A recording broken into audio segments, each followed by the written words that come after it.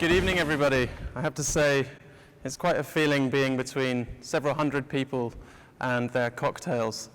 But I assure you, I'll make the next 45 minutes worth that wait. So I'm going to be talking to you about key trends for 2016 and beyond, and in particular, how you can apply the insights within these trends to thrive in the expectation economy that you all compete in. So before we get onto the trends, I realize it's been a long day packed full of insights. I want to do a quick warm up with the room to get you into the innovation mindset. What I'm going to do is I'm going to show you two innovations from our innovations database, and I'm going to ask you very simply if you think they're a good idea or a bad idea and why. Now I'll present the innovations to you first, then I'll give you time to discuss them with the person sitting next to you, and then we'll go through them together. So our first innovation of the evening is the Life Clock. It's a smartwatch app from a design studio in my home city of London.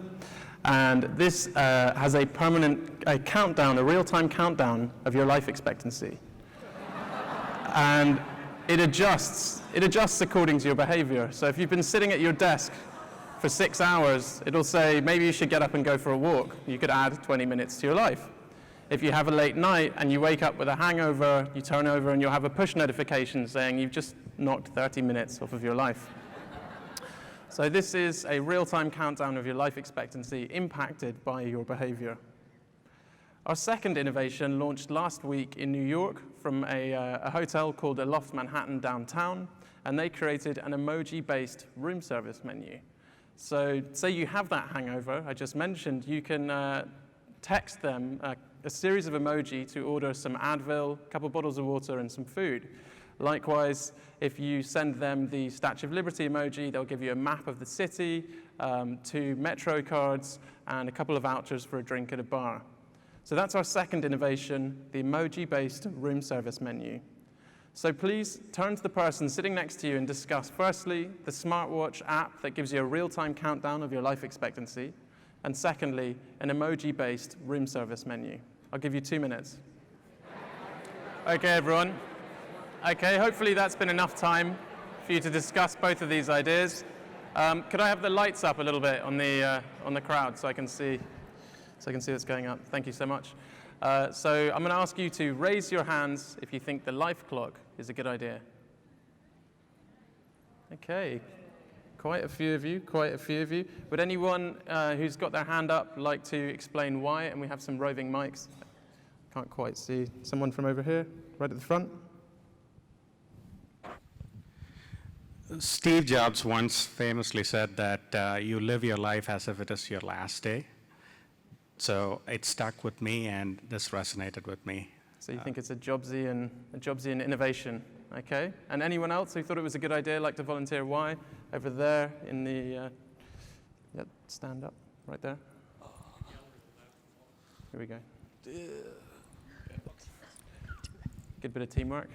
I can't think of a more effective way to end a meeting faster than to point to my watch and say, this is taking so long, you've just trimmed 20 minutes off of my life. Yeah. Very good. Very good. Okay, and can you raise your hands if you think this is a bad idea? It's usually the older members of the audience. Sorry. No, I don't mean to embarrass you. If anyone thinks it's a bad idea and they'd like to volunteer why, keep your hand up. Over here. Frankly, my friend here and I were saying we really don't need to be reminded that there's 20 minutes left of my life here. So. Fair enough, fair enough. And anyone else who thought it was a bad idea feel strongly enough to share? Yep, over there in the middle section.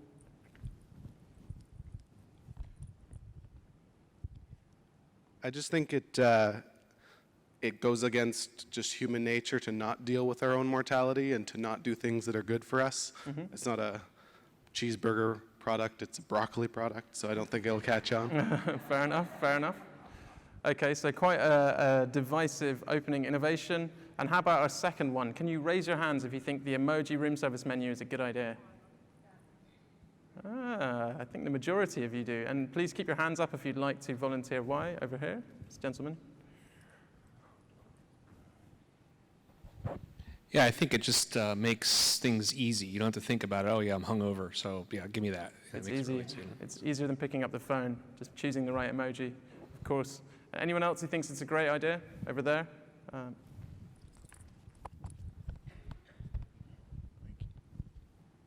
We like the idea that the international traveler could get comfortable with it quickly. Ah, very good insight, very good insight. Okay, and please raise your hands if you think this is a bad idea. Okay, not too many of you. Would anyone like to volunteer why? Right up here. It might be limiting your choice, whereas I know that I'm going to get a phone charger if I want it. I might want more things than just a cookie or lollipop for munchies or something else for a hangover besides a banana. Too restrictive? Okay, okay. Sort of like most menus, but I see your point, I see your point. Anyone else who really doesn't like it? Over there?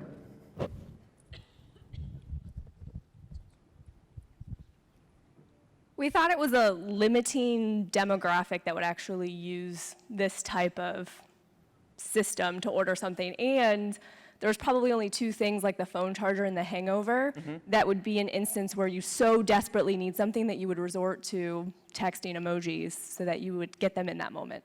Fair enough, fair enough. And what demographic do you think would use it? Millennials who have iPhones. Tell that to my mother-in-law. She absolutely loves emojis. Most That's of the true. messages. My mom texts me emojis Yeah. too. She likes the one she that goes crazy for them. Okay, cool. So the point of that warm-up exercise is to say we often will have a strong gut feeling, like a real reaction towards some of these innovations. I want you for the rest of the next sort of 40 minutes or so, step outside of your personal taste bubble and ask yourself, is there a consumer out there who this could delight and why? So very quick bit of background on TrendWatching. We were founded in 2002. We publish a monthly free trend briefing, which goes out to 250,000 subscribers. I highly recommend sending your email address at us and getting on that list. We also do a trend bulletin for Africa, Asia, and South and Central America. And then we have a premium service where clients from Google to Gucci to Diageo sign up to get access to our innovations database, more trend theory, and our Apply toolkit. Now, how is it that we can keep track of all of these trends at such a global level? Well, that's thanks to our spotter network, Twin. From Moscow to Mumbai, we have over 3,000 spotters sending us local examples of the global innovations that we track. Now, what do I mean by trends? I'm sure most of the people in the audience have a slightly different understanding of the term. Well, at TrendWatching, we're not about what's fashionable. We don't care if something's hip. We don't care if it's ugly, as long as it's innovative and delights consumers. We're also not just focused on technological change, and we're going to touch on more of that a little bit later.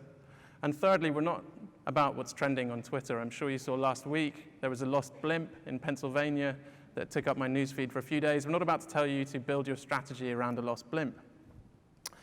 A consumer trend, as we define it, is a new manifestation amongst people in attitude, behavior, or expectation of a fundamental human need, want, or desire. And we're going to keep coming back to these fundamental human needs, wants, or desires. Now, why should you be here considering how you can track trends when you could be out drinking cocktails? Why does this impact you as market researchers?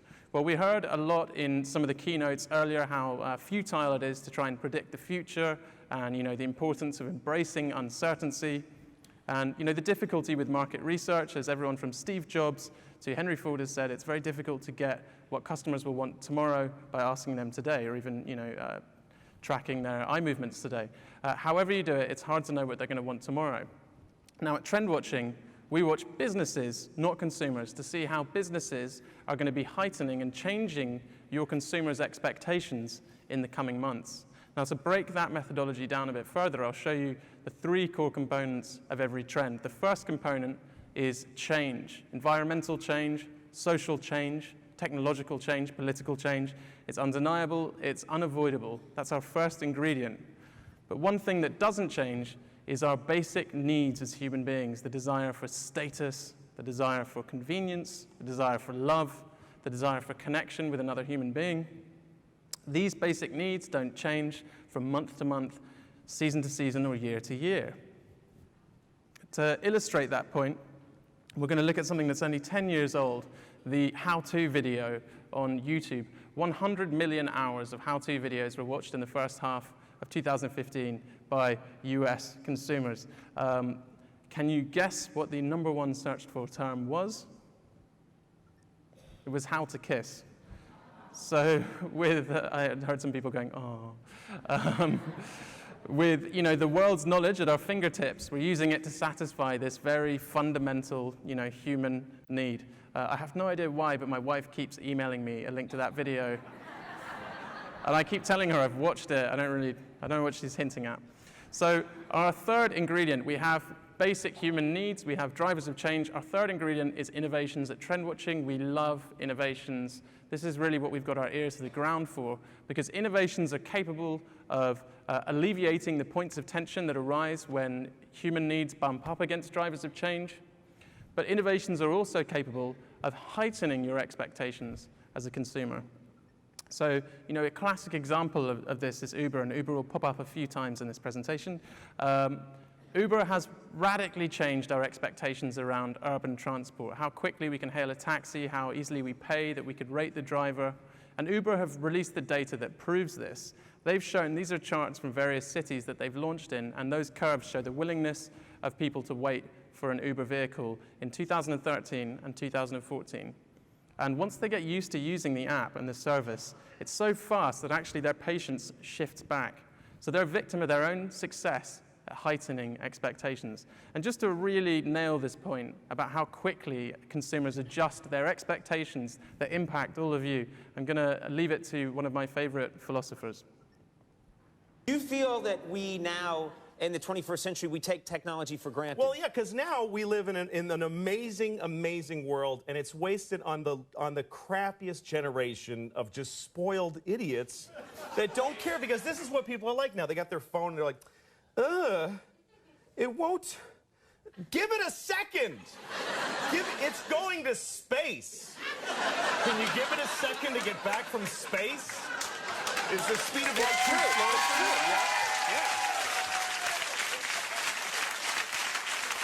I was on an airplane, and there was internet, high-speed internet on the airplane. That's the newest thing that I know exists. And I'm sitting on the plane, and they go, open up your laptop, you can go on the internet. And it's fast, and I'm watching YouTube clips. I'm in an airplane. And then it breaks down, and they apologize, the internet's not working. The guy next to me goes, this is bull.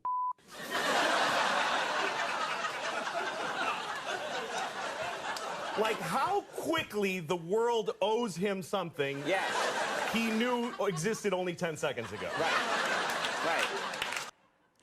So, as Louis C.K. points out, consumers are the worst. They have extremely rapidly emerging expectations. It takes seconds for us to change our expectations. Now, you might be thinking, well, you're showing me these innovations from that sector or that country. I can relax. This doesn't impact my industry. But expectations bleed. There is expectation transfer. Of course, when people got used to one-touch service of taxis, did it stop there, this desire for one-touch services? Of course not. We have Amazon creating one-touch, fast-moving consumer goods. We have Netflix recently created what some people are calling the Netflix and chill button. Some of you may know what that is a euphemism for. And this will automatically dim your lights, fire up Netflix, and order your food. So one-touch relaxation, one-touch legal advice from Law Dingo, though I'm not sure I'd trust the lawyers you're going to get through an app. So you're competing in an expectation economy with all of these fantastic brands, whether it's Apple heightening expectations around design, Tom's heightening expectations around ethics, or Red Bull heightening expectations around marketing. This impacts all of your customers. You compete in an expectation economy. Now, hopefully haven't frightened you, because the good news is tracking trends helps you meet and surpass consumers' rapidly changing expectations. That's what I'm here for today. So I'm going to present a variety of trends to you today, and after each one of them, I'm going to pause on this light bulb moment where I ask you to consider, how does the trend impact you? What are the challenges and what are the opportunities for your brand or your clients? And trends can be applied to your company vision. You can come up with new business concepts or startups, new products, services, or experiences, or your marketing, your marketing, your advertising, your PR, your brand's tone of voice. All of this can be impacted. So ask yourself, how can I use this trend? And who can I reach with this trend? Now, the fifth trend I present should change your understanding of who you can reach. So we're now ready for the trends. And I've chosen 5 vital trends for you all for 2016 and divided them up into 3 themes. The first key thought: stop seeing the world through the lens of technology. This is a homemade version of Google Glass. I don't know if you can tell. Stop seeing the world through the lens of technology and start seeing technology through a lens of basic human needs and wants. So it's very easy to get overexcited with 3D printing and big data and virtual reality and forget the core human needs and wants the trend ties into. So a classic trend for us to do that with is the Internet of Things. 50 billion devices connected by 2020. It's extremely exciting, but what does that mean for consumers? Well, we can answer that by looking at another trend that, in fact, really has human needs and desires at its heart: the sharing economy.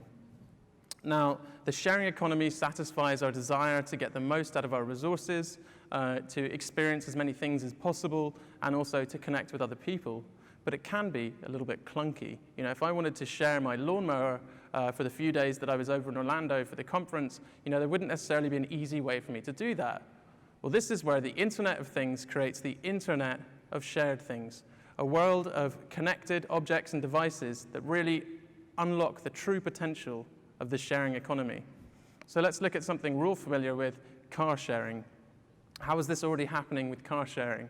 Well, Audi has piloted this scheme in Sweden called Audi Unite, where you can purchase a new Audi vehicle with up to 4 friends or colleagues or neighbors, and you'll all get a unique smart key that will identify when you use the vehicle. So you can book the vehicle usage through an app, and then when you use it, it knows who's driving it. At the end of the month, you get a handy pie chart showing who owes what for the month.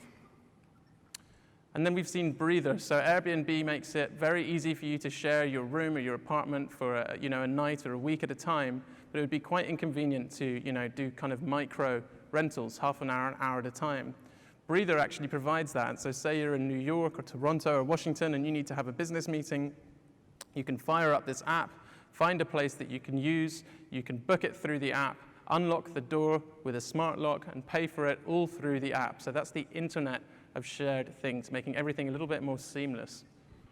And we've seen a raft of smart bike locks get crowdfunding on Kickstarter or Indiegogo, such as BitLock and Lock8. Now, these are Bluetooth unlocked bike locks, so you can use your phone to open it. And what's really exciting is you can send a link to a friend if you want to lend it to a friend or a stranger or a colleague. You can send them a text which will show them where the bike is and let them unlock it. So really, really harnessing the value of the sharing economy. So sharing cars, sharing spaces, sharing bikes, none of that's too surprising. Those are sort of the pillars of the sharing economy. Well, how about this from Hong Kong? This helps you share your umbrella. Now, umbrella here is a sort of LED donut that flashes before you leave your apartment in Hong Kong to warn you that heavy rains are expected. And then when you're using it, you can put it on top of the umbrella and switch on the lights that signal to other people, so you can switch it on via an app, that you're willing to share your umbrella. So if pedestrians have forgotten their umbrellas, they can jump under yours. Now, this might seem, like a novelty. It could be the new Tinder. But I come from London, which is this sort of mean, rainy city. So I think this is a brilliant idea. If it can bring people together and keep them dry, I think it's fantastic. So this is our first light bulb moment. Take a second to ask yourselves, can you harness the Internet of Things to help customers share your products and services, or even get the most out of the assets that they already own? Okay, so on to our next trend. Consumers are extremely, extremely impatient, as we saw with Louis C.K. and the Uber diagrams. People are extremely, extremely impatient, and if you're seeing the world through a lens of technology, you're probably thinking, well, how do we get there wherever they may need us? We need an omnichannel strategy. We need to be everywhere all the time. We need to be on every device possible. And if you're looking for inspiration in how to do this, you could do worse than look at Domino's Pizza Anywhere, a remarkable campaign. You can order pizza from pretty much anything you can imagine. So you can use Dom, their Siri-like app if you're too hungry to type. You can voice order your pizza. You can then track the pizza's arrival on your smartwatch if you're really impatient. They might be delivering it by drone. They have experimented with this. They are experimenting with this. And if you're still hungry, you can actually tweet the pizza emoji at Domino's, which is hard to believe. But it is an incredibly impressive campaign. It's winning all kinds of awards. But there's problems associated with it. Firstly, for many of the brands and businesses in the room, this would be expensive or complex to pull off. Secondly, for the consumer, if every brand they ever interacted with was on their smartwatch, their TV, and their phone, they might start to feel a little bit oversaturated and kind of irritated. So what can you do to really be at the right place at the right time? Well, that's what contextual omnipresence is about. It's about using contextual understanding and an innovative use of channels, not every channel, to be there when your customer needs you. So when I talk about context, one of the key kind of new forms of context in the last 5 or 10 years has been location. We're all carrying around smartphones, so it's very easy for brands such as Seamless, to know exactly where we are. And Google have said that search interest in near me has increased 34-fold since 2011, so staggering increase in the importance of location as a layer of context. But I want you to consider new layers of context that your competitors haven't yet thought of. Here's a little inspiration. This is from Durex, the condom company. They ran a campaign in France where they created the Love Bot, which scanned Twitter looking for broken heart emojis. It would then pair up users who tweeted broken heart emojis and suggest that they sort of heal the wounds together. So you might be thinking that's too risque, that's France, and I wouldn't blame you. But consider the use of an emoji to understand your customer's relationship status. They're putting this out there on Twitter. You can find this information. Another form of context, this is Smile Suggest, developed by one developer in the US. You enable your webcam to track your facial expression, and then as you're browsing the web, it will bookmark the pages that make you smile. Now, of course, there's certain times where you'd probably want to turn this off. So that's another layer of context to consider. And you also should look for new channels. Once you have this new context, how can I reach consumers? Not necessarily with the old channels, not necessarily with all the channels at once, but think of new channels that your competitors haven't yet utilized. Who considered, taxis as a digital music distribution channel until Spotify partnered with Uber? And now, to the taxi driver's dismay, when I get in the car, the same music that I was listening to in Newark before I flew over here is playing in Orlando. So that's a new distribution channel for Spotify. How about this? Mini in Singapore said, what context are people going to be irritated with their vehicles and looking for a new one? How can we reach them with a test drive? So they partnered with a local tow truck company so that when your vehicle breaks down, they'll show up and they'll say, hop in the driver's seat of the Mini, they'll take your car home and you can have a test drive to wherever you need to get to. So another light bulb moment for everyone. Challenge yourselves to think, what context could I take into account and what new channels could I use, not to be everywhere all the time, but to be at the right place at the right time. So we're on to our second key thought, that even in this crazy world where a drone might deliver your pizza, a compelling brand is still about feelings, how the consumer feels, across all touch points with the brand. So one way that people feel good is with a pleasant sort of customer experience, to say the least. And we're seeing more and more consumers embrace two-way transparency. Now, this is where the consumer rates the brand and the brand rates the consumer. And it was sort of initiated by P2P platforms like eBay, over a decade ago, having to have two-way transparency in it for buyers and sellers. That's how you keep the trust. Likewise with Airbnb, you're not going to put up your apartment if you can't rate the people who use it. And then more recently, we saw Uber rating passengers. And the passengers weren't furious, as you might have expected. Instead, they understood that this helps the service run more efficiently. It helps the drivers know that they can trust who's getting in their vehicle. It improves it for everyone involved. So in 2016, expect to see more forms of two-way transparency where brands actually rate their customers. So we saw a hotel in Australia, in Melbourne. The Art Series Hotel ran a marketing campaign called Reverse Reviews, where they said, look, we're sick of you rating us on TripAdvisor and us not being able to say anything back to you. When you stay in our hotel, if you give us permission, we're going to write an online review about you as a guest. And if you got a 4-star review, you could unlock, spa access, meals, and extra nights. So that's a luxury hotel reviewing their guests. And here we have 2 insurance companies, Liberty Mutual and American Family Insurance, who've said to their customers, if you purchase the Nest Protect, which is a smart smoke alarm, and you share the data with us that shows that you keep the batteries fully stocked and you keep the Wi-Fi fully connected, we'll give you a discount on your premium. So asking for a little transparency and providing obvious benefits for the customer. This is a company called Stefans Head. It's a text message-based retailer. And yeah, at 30, I'm definitely too old to think that makes any sense. But it's a text message-based retailer. And you can't, not anyone can sign up. You have to text Stefan, and then Stefan's going to ask you for your social media handle to sort of prove that you're cool enough to get the messages. I'm not going to tell you whether or not Stefan accepted me. It's not important. So let's just move on. So clearly, that's part of Stefan's vision, and it can change your business model, as it did with the insurance companies, and we saw it was also used in a sort of playful marketing stunt kind of way by that Australian hotel.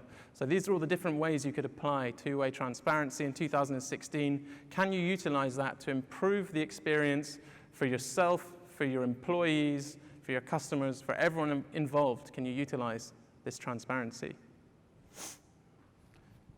Now, you may be wondering, if you get to review customers, does that mean you can sort of return to hiding in the bushes? Does the customer no longer want to know, everything about your brand? Well, unfortunately not. The expectations for brand transparency are just continuing to climb through the roof. And one of the key things that consumers are looking for now is because, a brand is all about feelings, they want to feel that they share your values or that you share their values even. And one of the ways that you can prove this is showing you have a healthy internal culture. So when I say healthy internal culture or worker welfare, you're going to think sort of Guatemalan coffee bean farmers. You might even think, yeah, we know consumers care about looking after the guys at the bottom of the rung. We know they care about the factory workers. Of course, we'll look after them. But actually, somewhat surprisingly, we've seen middle-class consumers who were worried about these people at the bottom rung are also worried about how you treat your sort of mid-level management, people on a 6-figure salary type employees.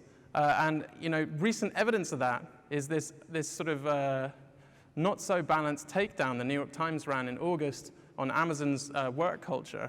And people were really, really angry. And of course, Amazon isn't forcing everyone to work for them, and they can leave at any time they want. But you have comments like this: I've been a customer since 1997. I love Amazon, but I have 2 daughters. What kind of nightmare world of work would they be entering? And that's not the kind of, that has 1,700 likes on the New York Times page. So that's not the kind of PR you want as a company. And by some kind of weird coincidence, yesterday, Amazon announced it was upping its maternity leave. So clearly brands recognize it's important to have an internal culture that you're proud of, and secondly, that you should share that with the world. Because if a brand is about feelings and you feel good buying from brands whose values align with your own, you need to know what those brands' values are. So you don't have to come out of the gates with a perfect company culture. We saw Intel recognizing it has a problem with diversity in terms of its employment. It's, most of the tech industry does, but Intel was really at the bottom there of the big companies. And they said, we're going to spend $300 million to make sure that we have a more diverse workforce by 2020. And this isn't just about press releases or speaking at trade shows about your internal culture. H&M, the Swedish fashion brand, took up a billboard in America for this recruitment campaign saying 5 weeks vacation is possible, which of course wouldn't turn any heads in Europe because we take like 10 weeks vacation a year. It's great. But basically, you can agree that this billboard isn't just for people they want to work for them. This is also for people who will shop there because they know those people are going to go, H&M look after their employees. I like this company. I feel good buying from this company. And Chrysler has taken a leaf out of Starbucks' book and recently announced that they're going to be supporting college education with no cost and no loan for the 118,000 people who work at their dealerships through a partnership with Stryer University, an extremely impressive initiative from Chrysler. So ask yourselves, which aspects of your company culture would you put up on a billboard? And if there's nothing you're that proud of yet, well, then you probably have that to fix first. Because you have the dual benefit of recruiting the top talent, but also making consumers feel better while consuming your products and services. Okay, we're on to the final of the key thoughts, and this is perhaps the most important one. This is a biggie. And the message is that consumers aren't behaving as they should. And that has just reminded me, someone dared me from GFK to take a selfie while I was up here. So just bear with me, I'll be quick. I'm pretty quick with a selfie stick. Could I get the lights up for a second, and could everyone smile, please? Alrighty, big smiles. You at the back, big smiles, cool. And on this side, thank you very much, cool.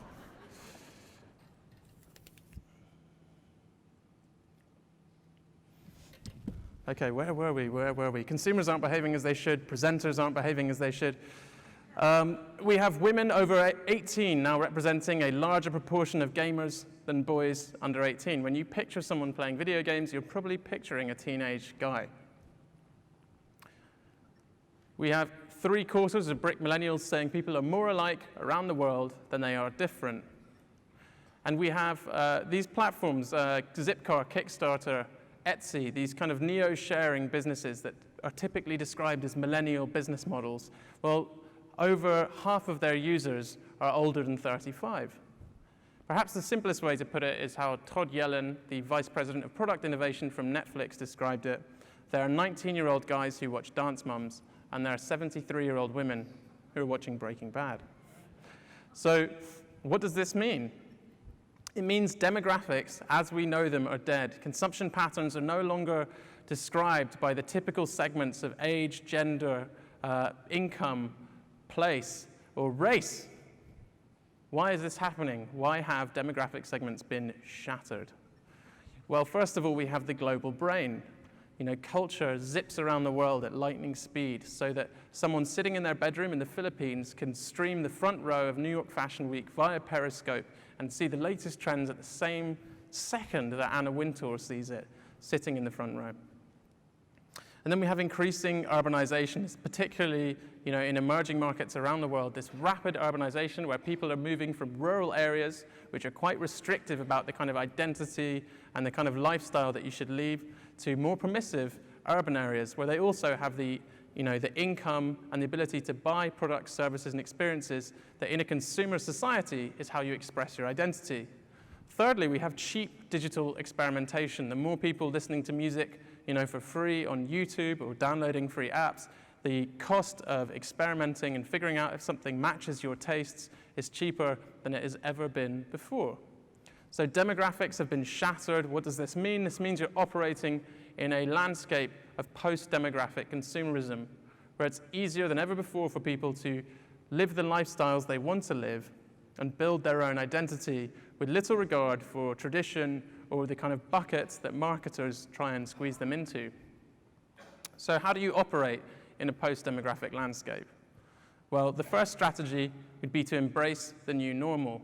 So understand that gender roles, assumptions around race and sexuality have changed rapidly in the last 10, 20 years.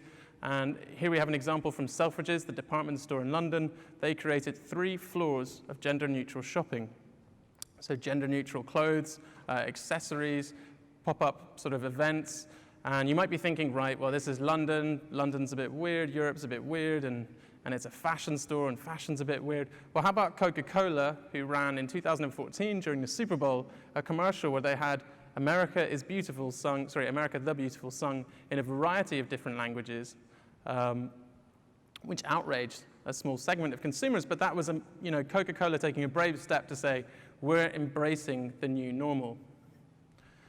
Another approach is to look at your brand's heritage and sort of overturn those elements that no longer gel with this post-demographic landscape. So Harley-Davidson, the quintessential, two fingers outlaw brand, is planting 50 million trees worldwide because they realize that sort of no cares about anything apart from themselves kind of consumer, that outlaw rebel, that's changed, and they do care about the planet. And we've seen Playboy, after 62 years of publishing naked pictures of women, last month announced they're no longer going to be doing that. You have to be brave enough to look at the things that were your brand heritage, the things that your brand manager would never let you question, the sacred elements of your brand, and say, has this become brand baggage? Is this holding us back in a post-demographic landscape? Okay, our third strategy, I think, is the most relevant for everyone in the room, and it comes back to our friend at Netflix, who said it's not who our customers are in a superficial sense, like gender, age, geography, demographics. It's not even what they tell you. So when they ask you what films you like, you're probably going to put down stuff like The Godfather, because you think you should watch that, and then instead you're going to go watch, Teen Mum. So it's not even what they tell you they like, it's what they do on the platform. So this is about harnessing data, and the majority of consumers are willing to share their data with you if they trust the brand and they understand the benefits, and this number is increasing. So this allows you to do what Seth Godin mentioned yesterday afternoon, and treat different people differently. So one way to do that would be with your marketing. Here we have Axe, the deodorant body spray company, created a short film called Romeo Rebooted, where they filmed it in enough different ways with enough different music combinations that there were 100,000 versions of this short film, depending on who found the commercial online and what they thought they knew about you. They would show you one of 100,000 different versions of the film. And even with your products and services, can you target a segment of one, the long-promised segment of one? Spotify launched Discover Weekly. It's a weekly playlist that is unique to each user. And I'm a music snob, and it's frustratingly good. They know me better than I know myself. And how about taking it off of digital platforms and into the physical world? This is Pierre. This is a French company who created the Inspiration Corridor that they can install at a shopping center. So you walk into this, and it knows, with your permission, it knows who you are, it knows your past purchases and your preferences, and it starts recommending items of clothing that are in stock in the shopping center that match your sizes.